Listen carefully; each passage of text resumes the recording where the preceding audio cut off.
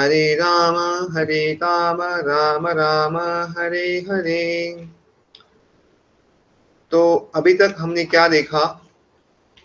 तो भगवद गीता के पहले अध्याय में धृतराष्ट्र जो है वो प्रश्न पूछे संजय से कि धर्म क्षेत्र कुरुक्षेत्र समवेता युत्सवा मामका पांडवश्चैव किम अकुर्वत संजय, कि मेरे पुत्र और पांडवों के पुत्र ने एकत्रित हुए और उन्होंने क्या किया। तो संजय कहते हैं कि जो दुर्योधन है वो द्रोणाचार्य के पास जाते हैं, क्यों? इस स्थिति की गंभीरता को बताना है। और उसके बाद वो एक तरफ से द्रोणाचार्य को स्थिति का बताते और दूसरे तरफ उनको फटकारते हैं कि आपने ये विद्या कैसे आपके दुश्मन को दी है, जो दुष्यंत के जो पुत्र है, जो दुष्यंत है यानी द्रुपद के जो पुत्र है उनको दी। और साथ में अभी आप लड़ाई में पांडवों के साथ कुछ ढील मत रखना। और फिर वो बताते कि सामने कौन कौन योद्धा है जिसके सामने हमें लड़ना है। और फिर उसके बाद वो स्वयं की सेना में कौन कौन से योद्धा है उसके बारे में बताते। और उसके बाद जो भीष्म पितामह है वो अपना शंख बजाते हैं ताकि अभी लड़ाई की शुरुआत होगी। और बाद में 14वें श्लोक में कृष्ण और अर्जुन का उसमें एंट्री होता है कि कैसे वो रथ पे सवार है और कृष्ण जो रथ हाँक रहे और अर्जुन पीछे खड़े। और उसके बाद अलग जो शंख है वो सारे जितने भी युधिष्ठिर महाराज, नकुल से सब लोग बजाते हैं। और उसके बाद में आगे क्या होता है कि अर्जुन जो है वो कहता है कि मुझे देखना है कौन कौन है जो सामने की सेना में आया है युद्ध के करने कारण और दुर्योधन का साथ दे रहा है। तो इस तरह कृष्ण जो है वो क्या करते, रथ को दोनों जो सेना है उसके बीच में लेके जाते और प्रमुखतः क्या करते हैं कि भीष्म पितामह और द्रोणाचार्य के सामने उस रथ को रखते हैं। और जब अर्जुन इतने सारे इशारा को देखते हैं उसमें पितामह, आचार्य, माता के साइड से, पिता भात्र के साइड से, पुत्रों के साइड से, ससुर के साइड से, अलग दोस्त के साइड से अलग लोग जब देखते हैं तो हताश हो जाते हैं। और 5 कारण बताते हैं कि क्यों उनको लड़ाई नहीं करनी। उसमें से पहला कारण था कि उसको सबके प्रति दया होती है कि सब लोग अगर मारे जाएंगे तो क्या होगा, तो उसको कंपैशन आता है। सेकंड उनको प्रॉब्लम आता है कि अगर जीत भी गए तो आनंद किसको दिखाएंगे, एंजॉयमेंट किसको दिखाएंगे। और आज हम तीसरा कारण लिखने वाले हैं कि पाप लगेगा, अगर लड़ाई में मारा तो क्या होगा, पाप लगेगा। तो आज हम तीसरा कारण लिखेंगे और अगर समय मिला तो चौथा कारण है उस पर भी थोड़ा विचार विमर्श करेंगे। यानी क्या चौथा कारण क्या है कि जो फैमिली ट्रेडिशन है वो नष्ट हो जाएंगे, यानी जो आज तक चले आ रहा है वो रीति रिवाज सब बंद हो जाएंगे अगर बहुत बड़ा युद्ध हो गया तो let's start.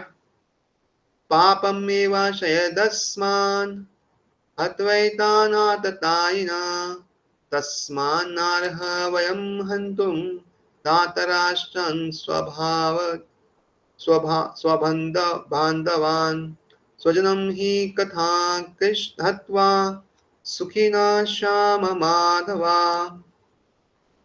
In killing these aggressors will only incur sin, therefore we should not kill the sons of Dhritarashtra with the relatives Dhritarashtra Swabandhavan. O Madhava, how can we live happily having killed our own relatives? तो कहते हैं पाप देवा शायद अस्मान, हमें क्या होगा, पाप लगेगा। क्यों लगेगा पाप? हात्वताइन आत्ताइनी, क्योंकि हम ऐसे लोगों को मार रहे हैं।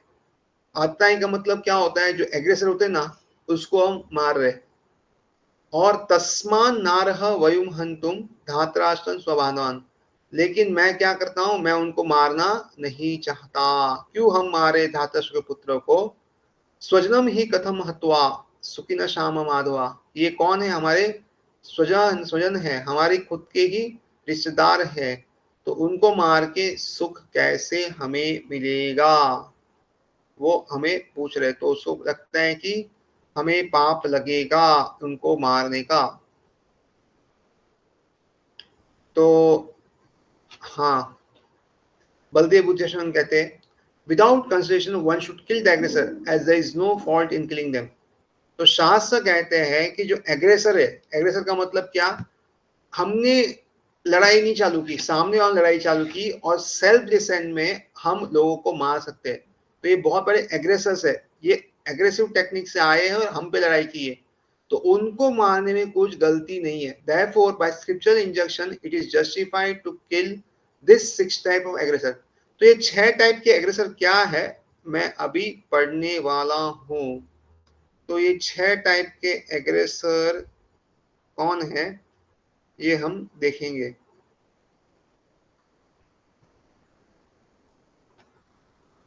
So, हाँ, so according to Vedic injunctions, there are 6 kinds of aggressors: a poison giver, one who sets fire to the house, one who attacks with deadly weapons, one who plunders riches, one who occupies another's land, and one who kidnaps a wife। तो ये 6 तरह के लोगों को मार सकते हैं। तो अभी ये केस कहाँ कहाँ हुआ है वो हम देखेंगे। तो सबसे पहले आता है अ पॉइजन गिवर। तो अगर हम देखेंगे तो पांडवों के केस में कब होता है ऐसा कि उनको विष दिया गया है। तो एक बार जो भीमसेन जी जब छोटे थे, तो दुर्योधन जो क्या करते हैं, उनको जहर वाला केक देते हैं, यानी उनको मारने के लिए ऐसा खाना देते, क्योंकि भीमा जो थे ना, उनको खाने का बहुत ज्यादा भूख लगती थी। उनके लिखा गया है विक्रोदर नाम की एक अग्नि उनके पेट में जलती थी, इससे उनको बहुत भूख लगती थी, और साथ में वो वैसे ही बड़े बड़े काम करते थे। तो उनको जहर दिया गया जब वो बचपन में थे। उसके बाद सेकंड है कि जहर देने के बाद अगर घर पे आग लगा दिया जाए, one who sets fire to the house. तो एक बार क्या हुआ, पांडवों को बोला गया कि आपके लिए अलग घर बनाए, और वो घर जो था वो लकड़ी का बनाया गया, लक्षाग्र कहते पूरा, और उसको बाद में जला दिया गया। लेकिन पांडवों को टाइम पे इंफॉर्मेशन मिल गया था, इसलिए वहां से सुरंग बना के नीचे से निकल गए। तो उनको पहले जहर दिया गया और उनको जलाया भी गया। तीसरा, one who attacks with deadly weapons. तो ये तो बार बार हुआ है। जब विराट के इसमें रहते राज्य में, जब 13 साल के वनवास में थे, तो सारे जो भी कौरव वाले हैं वो क्या करते हैं, साथ में मिलके उस पर अटैक कर देते हैं पांडवों पे। और अर्जुन यहाँ पे अकेले लड़ रहे हैं विराट के साम्राज्य में, और साथ में से बहुत बार होता है अलग समय पे जब उन पे अटैक किया जाता है। तो ये भी उनके साथ हुआ है। फिर one who plunders riches and one who occupies another land. तो रिचेस प्लंडर करने का, लैंड करने का कब आता है, तो आपको पता है कि युधिष्ठिर महाराज को गैम्बलिंग में बहुत ही गलत तरीके से हराया गया। क्योंकि अगर राजा गैम्बलिंग है तो राजा के साथ राजा को खेलना चाहिए, लेकिन दुर्योधन ने क्या किया, वहां पे शकुनी जी को बिठा दिया और युधिष्ठिर महाराज को हराया। तो एक्चुअली क्षत्रिय धर्म में अगर कोई गैम्बलिंग को बोले तो ना नहीं बोल सकता। हम होंगे तो गैम्बलिंग नहीं करना चाहिए, क्योंकि उसमें नुकसान ही होता है। जितने भी कैशिनोज बने हैं, casinos is a form of gambling, उसका अगर आप देखोगे ना, वो इस तरह बनाया गया है, इस तरह बनाया गया है कैशिनोज, कि कभी जो ओनर या लॉस में नहीं जाएगा, कभी ओनर लॉस में नहीं जाता। इसका मतलब क्या हुआ, जो कैशिनोज में जाते हैं वो हमेशा हार के जाएंगे। तो शुरुआत में थोड़ा पैसा जीतेंगे और उनको लगेगा नहीं मैं बहुत जल्दी अमीर बन जाऊंगा, और बाद में ऐसा पैसा हारने लगे, ऐसा पैसा हारने लगेंगे ना कि पता नहीं चलेगा कब क्या हो गया। तो इसीलिए ये जो है उनके साथ हुआ था। And one who kidnaps a wife. तो ये भी द्रौपदी को दो किडनैप करने की कोशिश की थी दुर्योधन ने, और हमें पता है कि कैसे उनके साथ अपमान हुआ था भरी सभा में। तो ये सारी चीज हो चुकी, 6 की चीज हो गई। अगर इसमें से कोई एक चीज भी होती ना, तो भी पांडवों को हक था कि वो क्या करे, दुर्योधन को मारे। लेकिन यहाँ पे 6 की 6 चीज हो चुकी है, और इसीलिए उनका हक बनता था कि वो दुर्योधन पार्टी को खत्म कर सकते हैं। लेकिन फिर भी पांडव जो है वो उनका जो ऋषि की तरह रहते थे, यानी राज ऋषि, तो इसलिए उनको उनको मारने की बिल्कुल इच्छा नहीं थी। Having killed them, the sin caused by killing relatives will be come to us who remain. तो अर्जुन कहते हैं, अरे उनको मारेंगे तो क्या होगा कि उनको मारने का जो किल है, मारने का जो ये पाप है वो हमें लग जाएगा। तो इस तरह वो कह रहे हैं। तो आगे क्या कहते हैं? This means that the statements of Arthashastra as mentioned above are weaker than statements of Dharma Shastra, such as Ma Himsyat Sarva Bhutani, do not afflict any living entity. For the Smriti also says Arthashastra to Balavad Dharma Shastram iti Siti. The rules of Dharma Shastra are stronger than those of Arthashastra. तो देखो अर्थशास्त्र क्या कहता है कि अगर कोई आप पे अटैक करे तो मार दो, और धर्मशास्त्र क्या कहता है कि do not afflict any living entity, मतलब किसी को भी मत मारो, किसी को भी मत मारो। तो ऐसा कहते हैं कि धर्मशास्त्र के जो रूल्स है ना वो अर्थशास्त्र ज्यादा स्ट्रांग होते हैं, और इसे therefore killing Bhishma and others worthy of worship on the strength of weaker अर्थशास्त्र is certainly a cause of sin. तो ये दोनों अलग शास्त्र है, एक इकोनॉमिक डेवलपमेंट की बात करता है अर्थशास्त्र, और एक जो है वो मॉरल प्रिंसिपल्स की बात कर रहा है जो धर्मशास्त्र है।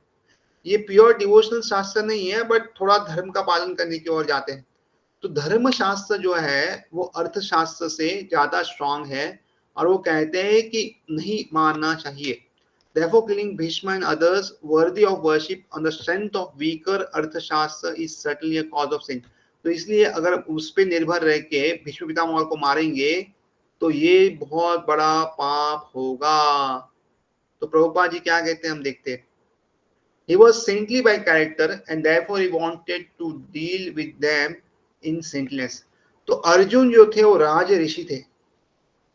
अगर आगे चैप्टर्स में आएगा सत्वगुण, रजोगुण और तमोगुण में, तो जनरली है ना वैदिक शास्त्रों में 4 तरह के वर्ण बताए गए, एक तो ब्राह्मण, क्षत्रिय, वैश्य और शूद्र। तो इसमें कुछ डेरिवेटिव कुछ नहीं है, कुछ उपनिषद नहीं है, बट एक क्लासिफिकेशन ऑफ वर्क है। तो ब्राह्मणों में क्या होता है, सत्वगुण आगे होता है और रजोगुण पीछे होता है। सत्वगुण on the front side and रजोगुण ऑन द बैक साइड। जो क्षत्रिय होते हैं रजोगुण आगे रहता है, सत्वगुण पीछे रहता है, तो प्रॉपर क्षत्रिय है। जो वैश्य होता है उसमें रजोगुण आगे होता है और तमोगुण पीछे रहता है, दिस आर वैश्य। और शूद्र में क्या होता है, तमोगुण आगे रहता है और रजोगुण पीछे रहता है। तो ये अलग कैटेगरी बताइए। अभी ये तमोगुण, सत्वगुण और रजोगुण क्या है ये आगे बहुत डिटेल में आएगा, बट जनरली अगर माना है तो सत्वगुण जो है वो रजोगुण से ज्यादा अच्छा होता है, और रजोगुण जो है वो तमोगुण से ज्यादा अच्छा आता है। तो और ये कैसे पता है कि कौन कौन से गुण में है, तो जो हम खाते हैं, जो पीते हैं, जो बोलते हैं, किस तरह हमारा व्यवहार है, ये सारा हमारे अंदर कौन से गुण का मिक्सचर है वो हमें बताता है।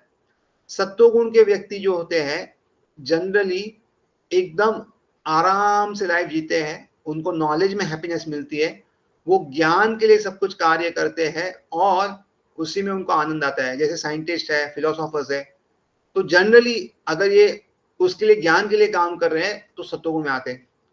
और अगर रजोगुण मतलब क्या कि जो कंट्रोल करना चाहते हैं, कुछ कार्य करना चाहते हैं, they always plan to do something, ये करना है, अभी ये करना है, तो हमेशा एंजाइटी मोड में रहते हैं, हमेशा कुछ प्लानिंग मोड में रहते हैं, हमेशा कुछ ये करना है, वो करना है, ये करते चलता रहता है। तो दिस आर द क्षत्रियास जो हमेशा अभी ये कॉन्कर करना है, अभी ये करना है, अभी ये करना है। तो they are like they need control, they need control in a good sense. मतलब कंट्रोल करने से क्या होगा, लोगों को प्रॉपर्ली रास्ता दिखाएंगे, वो सब करेंगे। If the control is not in a good sense तो फिर वो अच्छा नहीं है। और तीसरा जो वैश्य है, दे कंट्रोल एनिमल्स। तो उनका क्या है, एनिमल्स या आजकल जैसे कैपिटलिज्म है तो वो सब जो कंट्रोल करते हैं वो वैश्य है। एंड शूद्र जो है वो फिजिकल वर्क करते हैं। तो अगर उनका बॉडी तमोगुण में रहेगा तो क्या होगा, उनको दर्द नहीं होगा उतना, मतलब बॉडी बहुत स्ट्रांग है। तो तमोगुण व्यक्ति को क्या है, बॉडी से वो अच्छा काम ले सकता है, फिजिकल स्ट्रेंथ बहुत ज्यादा होती है। जबकि जो ब्राह्मण होते हैं, जो सत्वगुण में होते हैं, उनका क्या होता है, मेंटल स्ट्रेंथ, यानी इसका जो बुद्धि का स्ट्रेंथ बहुत ज्यादा होता है। और इसका जो क्षत्रिय वगैरह होते हैं ना, उसका क्या है, they can think a lot and they can execute things. Execution जो है ना, वो ये जो एडमिशन वाले लोग हैं वो करते हैं। और आज कैसे गवर्नमेंट हमारा एडमिशन में आता है, वो क्षत्रिय टाइप का रहता है, तो they have a very good execution skills, जो ब्राह्मण में नहीं होगी। ब्राह्मण विल गिव ओनली डायरेक्शंस, मतलब जो इंटेलिजेंट लोगों को बताएंगे देखो ऐसा करेंगे तो ऐसा होगा, ऐसा करेंगे ऐसा, तो आप क्या करो करो। तो लेकिन उसको एग्जीक्यूशन का जो काम है ना, वो कौन करता है, वो एडमिशन डिपार्टमेंट या तो क्षत्रिय लोग करते हैं। एंड वैश्य क्या करते हैं, उसमें फिर पैसा कमाते और फिर टैक्सेस भरते, और ऊपर के लोग जो है क्षत्रिय और जो भी ब्राह्मण है उनको प्रोवाइड करते हैं, और शूद्र से सहारे वो सब काम करते हैं। तो this is general classification. There is nothing derogatory जो आज के समय में बोला जाता है कि शोषण हो रहा है शुद्ध का, ऐसा है, ये पहले के समय में नहीं था। And every category has it own strength and weakness, सबका अपना अपना स्ट्रेंथ है, सबका अपना अपना वीकनेस है। And every category used to serve others. इसका एक एग्जांपल क्या है, समझो एक ब्राह्मण है, तो ब्राह्मण का काम क्या है, वो ज्योतिष भी एक ब्राह्मण के अंदर आता है सपोज, तो वो क्या करेगा, हाथ दिखेगा। तो समझो कोई एक गरीब फार्मर आया और वो बोला कि देखो मेरी बेटी की शादी करनी है, ये मेरी पत्रिका, ये बेटी की पत्रिका है, ये आप क्या और ये सामने वाली पत्रिका, आप क्या सजेस्ट करोगे, कब शादी कर सकते, क्या है। तो दोनों पत्रिका को देखेगा और बताएगा देखो आपके लिए ये अच्छा मुहूर्त है। और जो खेत वाला व्यक्ति है, जो फार्मर है, गरीब फार्मर है, वो क्या करेगा, एक मुट्ठी भर अनाज देगा, और जो ब्राह्मण है वो देखे एकदम संतुष्ट रहेगा कि बस। तो वो उसका जो क्वालिटी ऑफ वर्क है ना, वो सेम रहेगा। और समझो बाद में राजा आता है और राजा बोलता है देखो देखो हमको क्या करना है, एक बड़ा इनॉग्रेशन करना है, तो आप अच्छा मुहूर्त देके बताओ कि कौन से हम इनॉग्रेशन कर सकते हैं कोई। तो ब्राह्मण क्या करेगा, सब देखेगा नक्षत्र कौन सा है, क्या अच्छा है, और उसी क्वालिटी के साथ उनको भी बताएगा कि ये दिन अच्छा है, ये टाइम पे आप ये काम कर सकते। और जो क्षत्रिय जो राजा है वो क्या करेंगे, बैग भर के गोल्ड कॉइन्स देंगे, जाओ ऐश करो, इतना लो। तो ये लेकर भी ब्राह्मण संतुष्ट रहेगा। तो क्वालिटी ऑफ वर्क जो ब्राह्मण देते हैं, इट विल नॉट डिफर, अगर गरीब ब्राह्मण रहेगा या एक बड़े राजा रहेगा। तो दैट इज द रियल, इसके लिए ये सब अलग वर्ण बनाए गए थे, so that there is no discrimination done. और वैसे ही क्षत्रिय जो रहता है ना, विदाउट एनी डिस्क्रिमिनेशन, जैसे आज होता है, अगर आपको लॉ के अंदर जाना है, आपको अगर अच्छा जस्टिस चाहिए, यू नीड मनी, अगर आप पास पैसा नहीं है ना, तो you can not gate justice. लेकिन तभी का क्षत्रिय कैसे था, आ, कैसा भी रहेगा, अगर कोई गरीब आदमी है और वो इनोसेंट है, तो ही विल बी फ्रीड, उसको जेल नहीं होगी। और कोई अमीर व्यक्ति है, मतलब खुद का बेटा भी क्यों ना हो और उसने गड़बड़ की, उसको जेल मिलेगी। तो this was the rule of Kshatriya, कि they would do the same things. And same जो वैश्य है, वो भी क्या करेंगे, कमाएंगे इस तरह कि that would be illegal means of subsistence, उसमें चोरी बोरी करना, ये घोटाले करना ऐसा नहीं करेंगे, बट अच्छी तरह कमाएंगे। और उसके बाद नेक्स्ट थिंग क्या है, कमाने के बाद भी है ना, what they will do is they will give it as charity to brahmanas, charity का देंगे, और टैक्सेस भरेंगे गवर्नमेंट को, और नीचे जो लोग है शुद्ध उसको काम देंगे। तो इस तरह they will not exploit people, जो आज बोलते हैं ना ऐसे 14 घंटा 16 घंटा काम करवा लिया, कुछ दिया नहीं, ऐसा नहीं। They will not exploit people, but they would make them work according the propensity. और बाद में शूद्र को जनरली, इफ यू सी ना, जो नीचे लेबर क्लास रहते हैं उनको पैसा नहीं देते, उनको कभी पैसा नहीं देता, बट उनको जो भी खाना चाहिए, जो भी रहने का चाहिए, सब कुछ वैश्य प्रोवाइड करता है उसका, यहाँ तक कि उसकी बेटी की शादी करवानी, सब कुछ होता है। क्यों ऐसा है, if you generally see now also, जो लेबर क्लास रहते हैं या जो जो शुद्ध टाइप के होते हैं, मतलब दूसरे फिजिकल स्टेमिना, उनका इतना इंटेलिजेंस नहीं होता। आप उनको कितना भी पैसा दोगे ना, they will always remain poor, they will always remain poor. See सोचो इस बात को, वो लोग कभी अमीर नहीं बन सकते, बिकॉज उनका इंटेलेक्चुअल कैपेसिटी ऐसा नहीं है। और मैं क्यों कह रहा हूँ कि हमने बहुत बार ऐसा एक्सपेरिमेंट किया है, जहां हमने देखा है, we also have experimented.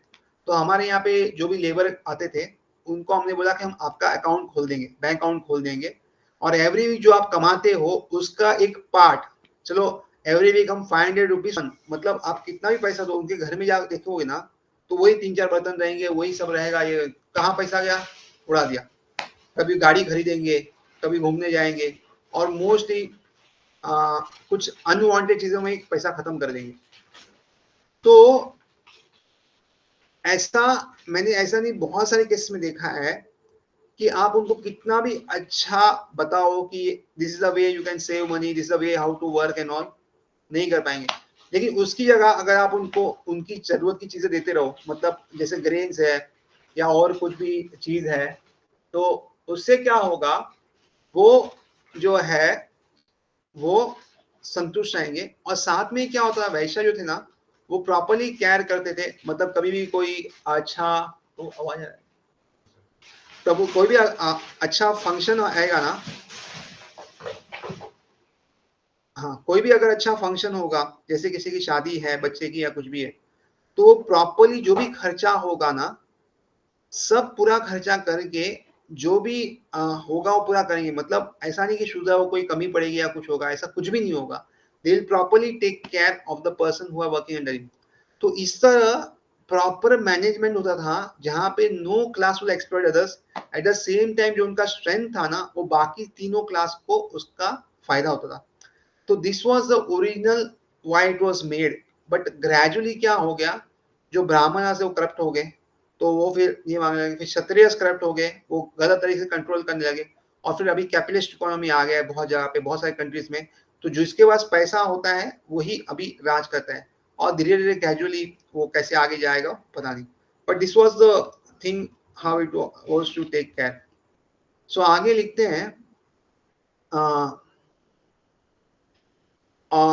although a responsible man in the administration of the state is required to be saintly, he should not be cowardly. तो रिस्पॉन्सिबल जो मैन होगा ना स्टेट में, वो सेंटली होगा लेकिन कॉवर्डली नहीं होगा। यानी सेंटली क्या, सेंटली का मतलब जब वो कुछ कार्य करेगा तो ही विल थिंक, मतलब अगर if you see the Brahmanas ना, before doing anything they will think from all angles, और फिर डिसीजन लेंगे कि ये कैसे करना है, क्या करना है। तो पूरा डिसीजन लेने से पहले बहुत सोचेंगे, तो उसके भी नहीं करेंगे, दे विल ऑल्सो थिंक।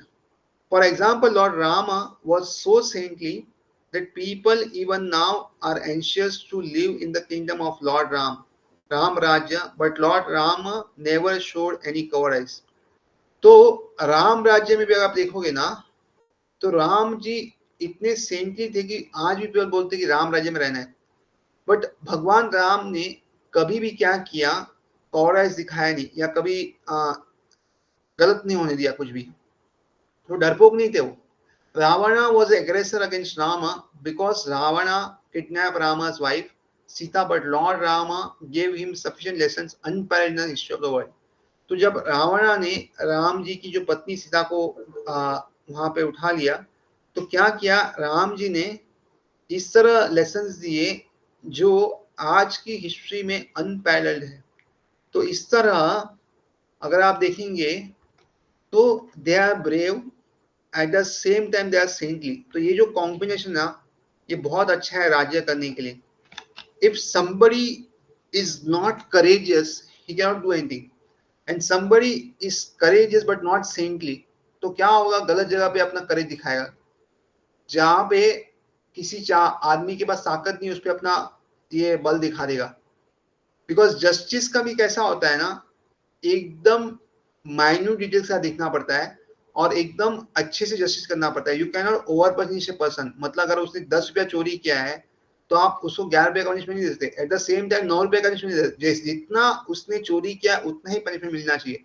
और इसीलिए जो राजा का कार्य होता है ना, वो बहुत ही गंभीर होता है, और या जो भी एडमिशन में रहते हैं, दे टू टेक केयर। अदरवाइज क्या होगा, जो भी गलत डिसीजन वो लेंगे ना, उसका उनको रिएक्शन भुगतना पड़ेगा। तो ये वो उनको करना पड़ेगा, और शायद यहाँ पे ना भुगतना पड़े बिकॉज उनका पैसा हो कुछ भी हो। बट नेचर्स लॉज जो होते हैं ना, कर्मिक क्रिएशन, वो इतने स्ट्रांग होते हैं ना कि वो किसी को नहीं छोड़ते। In Arjuna's case, however, one should consider a special type of aggressors, namely his own grandfather, own teacher, friends, sons, grandsons, etc. तो अर्जुना क्या है, जनरली कभी ये नहीं थे, लेकिन क्या है उनके प्रॉब्लम क्या हो गया कि उनके सामने जो एग्रेसर्स थे ना, वो उनके घर वाले ही है, तो इसलिए ज्यादा तकलीफ हो रही है। अगर बाहर का कोई लोग होता है ना तो कुछ मुश्किल होता। सी हमारे जीवन में भी है ना, जो लोग हमें सबसे ज्यादा दुख दे सकते हैं, जो सबसे ज्यादा हमें हानि पहुंचा सकते हैं, जो सबसे ज्यादा हमको तकलीफ दे सकते हैं, वो हमारे क्लोज रिलेटिव्स हो सकते हैं। मतलब अगर दूर का कोई रिलेटिव रहेगा ना, वो इतना हमें कभी प्रॉब्लम नहीं कर सकता, या उसके साथ हमें आराम से लड़ सकते हो। लेकिन अगर कोई वेरी क्लोज है ना, तो ना हम कुछ बोल भी सकते नहीं है और लड़ भी नहीं सकते, ऐसी हालत होती है। और अधिकतर लड़ाई में ये ही क्लोज व्यक्ति है जो हमें अधिक बार दुख देते हैं। और इसलिए अगर आप देखोगे ना, अधिकतर केसेस जो कोर्ट केसेस है, वो प्रॉपर्टी मैटर्स है, या भाइयों के बीच में है, या मतलब हस्बैंड वाइफ है, या बच्चे माता पिता है, तो ये बहुत क्लोज रिलेशनशिप में ही ये सब प्रॉब्लम हो रहा है। तो इसीलिए one from whom we expect the greatest joy is the one who will give us greatest pain। जिससे हम बहुत ज्यादा अपेक्षा रखते हैं जीवन में कि वो हमें आनंद प्रदान करेगा, वही व्यक्ति हमें सबसे ज्यादा दुख देने का कारण बनेगा। This is the law in general. In general जीवन का ये लॉ है कि जिससे हम बहुत अपेक्षा रखते हैं कि हमें ये देगा वो देगा, उसी से हम अधिकतर बार दुखी होते हैं। And you can see the whole history. अगर आप देखोगे ना, जितने भी राज्य हुए अभी, अगर आप देखोगे फ्रॉम द एम्पायर, आप जितना भी डायनेस्टी पढ़ोगे ना, कितना भी है, तो देखोगे ना, तो राजा को किसने मारा है, तो उसके किसी मिनिस्टर ने मारा होगा, या उसके कोई बेटे ने मारा होगा। जैसे औरंगजेब ने अपने पिताजी को या सबको मार दिया और खुद राजा बन गए, उसी तरह बहुत सारे मिनिस्टर ने अपने राजा को मार दिया। कोई क्लोज व्यक्ति ही उसमें दगा देता है। जैसे झांसी की रानी देखेंगे, वो क्यों हार गई, क्योंकि उनके ही एक बहुत खास लोग ने उससे उल्टा ये कर दिया। आप कोई भी देखोगे ना, चाहे कोई भी राजा हो, चाहे शिवाजी हो, या कोई भी हो, इन एवरी अगर आप देखोगे ना उनका, इसमें बाहर का कोई जनरली हरा नहीं पाया उनको, लेकिन अपने लोग में से किसने दगा कर दिया और वो हार गए। So this is the fact. और तो this is the fact of today's world. तो ये हमें मान के चलना पड़ेगा, और be prepared that the one who will give us greatest joy can give us greatest pain. It doesn't mean that we should be depressed or unhappy, but we should consider this as a fact that this may happen today or tomorrow. और इसे देखो, आजकल जो वृद्धाश्रम बढ़ रहे हैं, अधिकतर बेटे ही क्या कर रहे हैं, अपने माँ बाप को वृद्धाश्रम भेज रहे हैं। ये कोई बाहर का व्यक्ति नहीं भेज रहा, अपने बेटे हैं जो घर से बाहर निकाले माँ बाप को। एट द सेम टाइम बहुत सारे माँ बाप हैं जो अपने बेटे को मार रहे हैं। यानी if you understand abortion is such a crime, so who does abortion? Mother जो है वही बेटे का या बेटी का अबॉर्शन कर रहे हैं ना। और इंडिया में ये फिगर्स बहुत अलार्मिंग है, इतने लाखों लोग का अबॉर्शन होता है कि वो काउंट करना भी बहुत मुश्किल है, उसके फिगर्स आना मुश्किल है। But she is the mother, जिसके शरीर से वो आने वाला है वही अबॉर्ट कर रहे हैं, तो इससे और कौन दुख दे सकता है। एंड सेम वेज अगर आप देखोगे, जितने भी प्रॉपर्टी केसेस में भाई भाई को मारते हैं, सब करते हैं, so these are the things which are happening, and we should see that special types of aggressors which are there, namely grandfather, teacher, friends, sons, grandsons. Because of them, Arjuna thought that he should not take the severe steps necessary against ordinary aggressors. तो इसलिए अर्जुन ने सोचा कि जो बाहर लोगों के साथ कार्य करते हैं वैसा नहीं करना चाहिए, हम थोड़ा इसमें रहते हैं, तो शुड डू दिस टैक्टफुली। और इसलिए जनरली एडवाइस होता है कि विल बना के जाए, माता पिता या कुछ भी रहे तो विल बना के जाएंगे तो आगे झगड़े कम होंगे। Besides that saintly persons are advised to forgive. और साथ में क्या होता है, जो सेंटली पर्सन होते हैं ना, उनको बोला जाता है कि आप माफ कर दो, छोड़ दो यार, गलती हो गई, छोड़ दो। So this forgiveness is a special quality of Brahmanas. सिर्फ क्षत्रिय जो रहते हैं ना, जो लड़ाई करने वाले, अगर वो ये क्वालिटी दिखाएंगे ना तो बहुत बड़ा प्रॉब्लम होगा।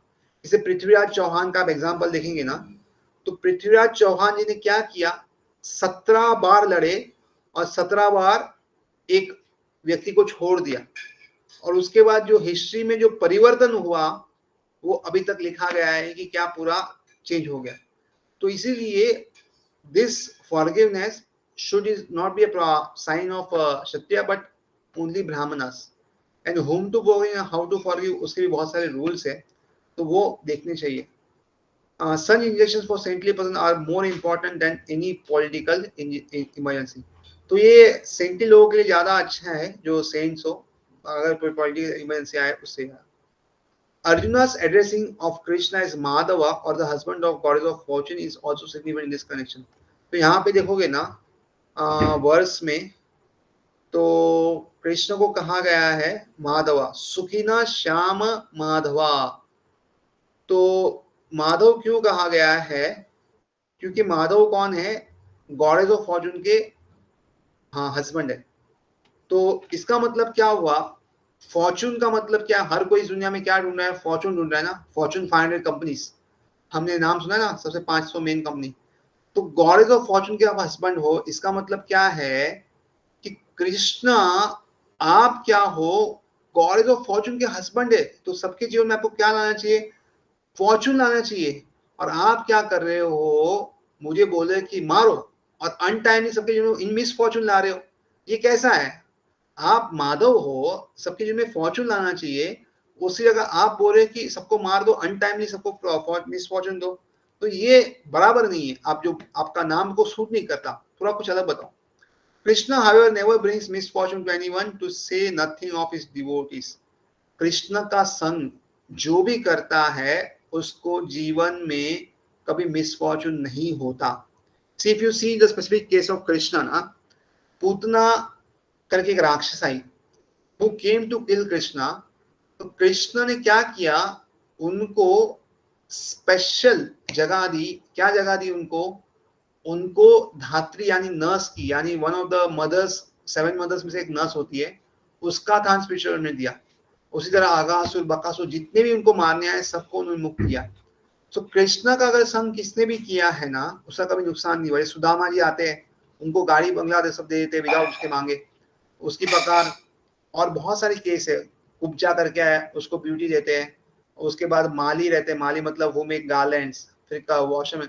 तो ऐसे जो भी लोग उनको रास्ते मिले जिन्होंने थोड़ा कुछ भी किया है, कृष्ण ने उनको भर भर के सब दिया. एक फ्रूट वेंडर आती है जो कुछ फल देती है, और कृष्णा एक मुट्ठी में ग्रेन्स लेके आते, वो भी गिर जाते आधे, वो देते. लेकिन वो फ्रूट वेंडर इतनी खुश होती है तो वापस फ्रूट्स लेके आती है.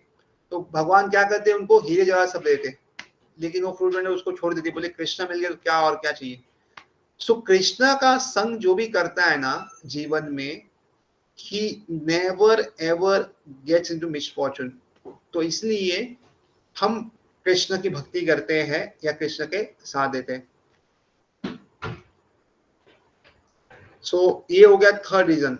अभी हम फोर्थ रीजन देखेंगे. Arjuna's fourth reason to not fight.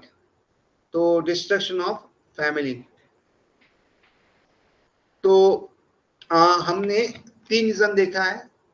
First compassion, second loss of enjoyment, third fear of sinful reactions, और चौथा हम देख रहे हैं destruction of family traditions.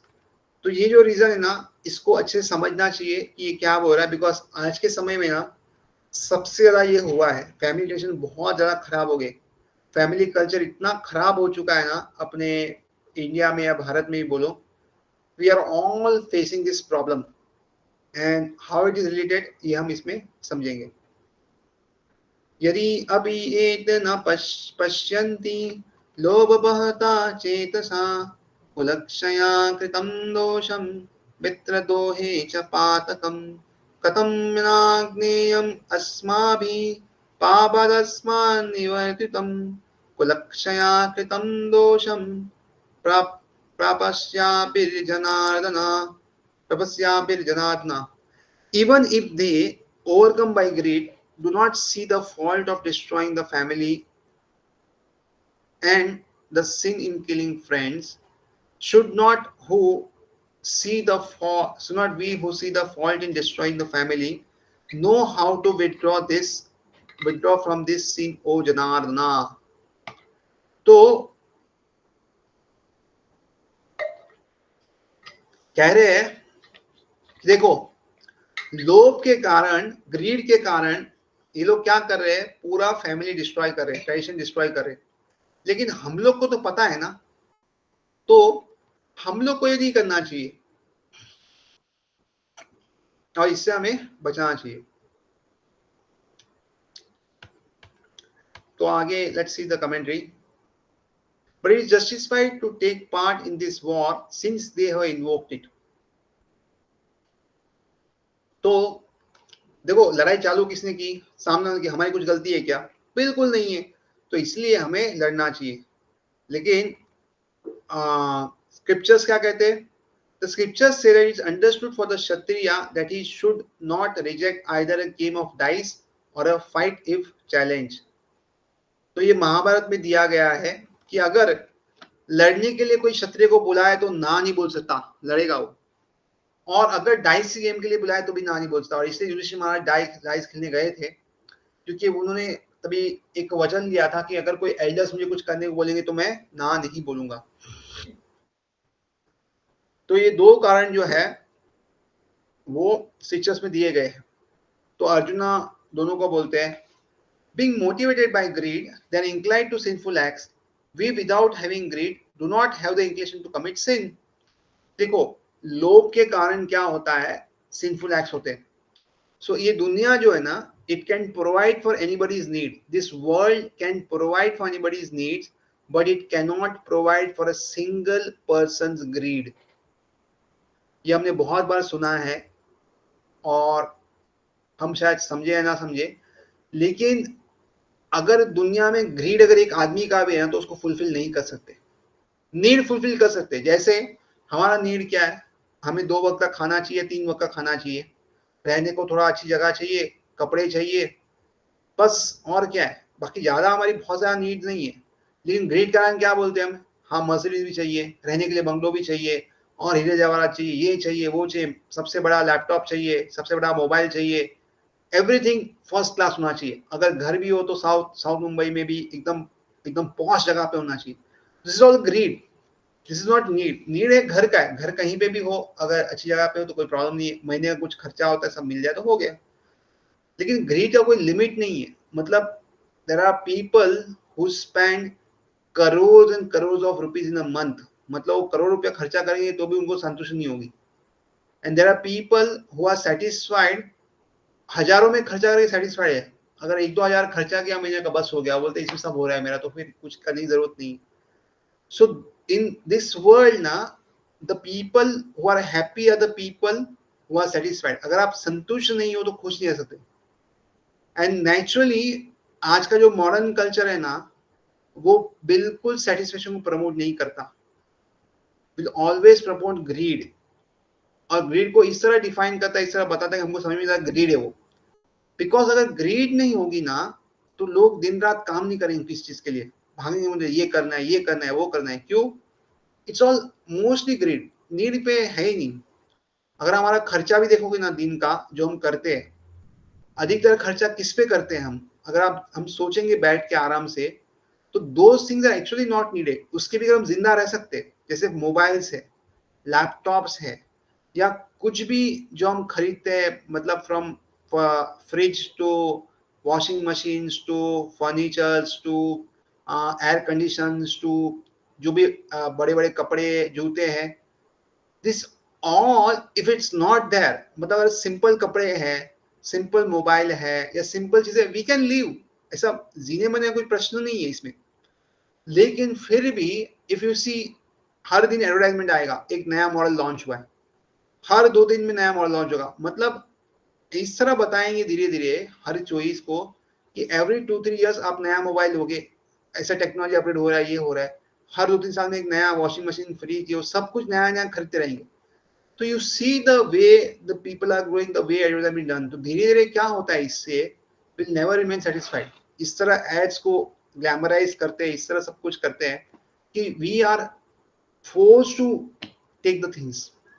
So this will never bring a satisfaction. हाँ, इससे बहुत लोगों का पर्पस सॉल्व होगा, बहुत लोग अमीर बनेंगे, या बहुत लोग को लगेगा नई चीज आई। बट इफ सीन, अगर आप नई चीज कोई भी खरीदते हो ना, उसका जो आनंद है, हैप्पीनेस इंडेक्स ना 2-3 के बाद चला जाता है, ज्यादा रहता नहीं है। बट उसके कारण जो बर्डन आता है ना, वो काफी दिन रहता है। मतलब अगर आप ईएमआई से कुछ खरीदोगे, तो इफ यू सी और फादर्स जो काम करते, अगर आप देखोगे माता पिता को, तो ईएमआई का लोन भरते-भरते बहुत मुश्किल होती है एक्चुअली, लेकिन कितना मेहनत करना पड़ता है और जो चीज़ का आनंद बहुत कम है। जैसे आपने घर खरीदा, तो घर का जो आनंद है शुरुआत में आता है 1-2 साल, बाद में तो जो घर है वैसा है वो छोटा पड़ता है, जो भी अब रहना पड़ता है। बट द ईएमआई यू पे for the house is 20-25 years.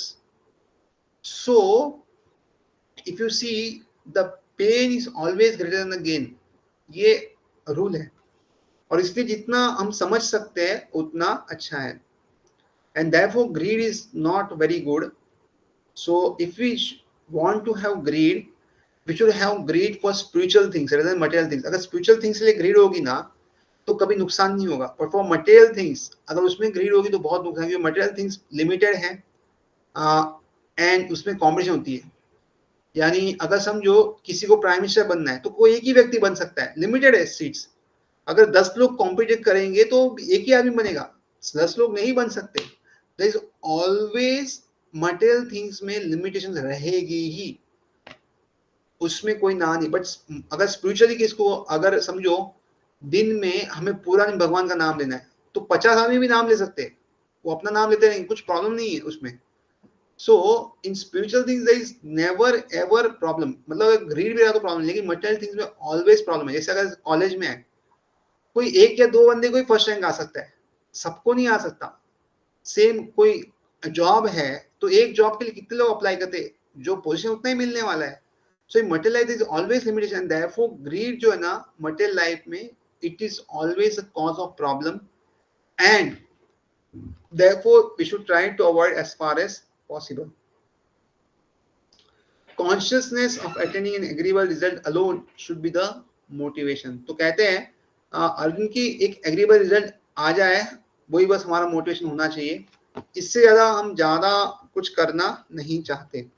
तो आई थिंक नया वर्ष चालू हो रहा है 39 से, तो आगे से 39 से जो है ये बहुत ही सेंसिटिव टॉपिक है।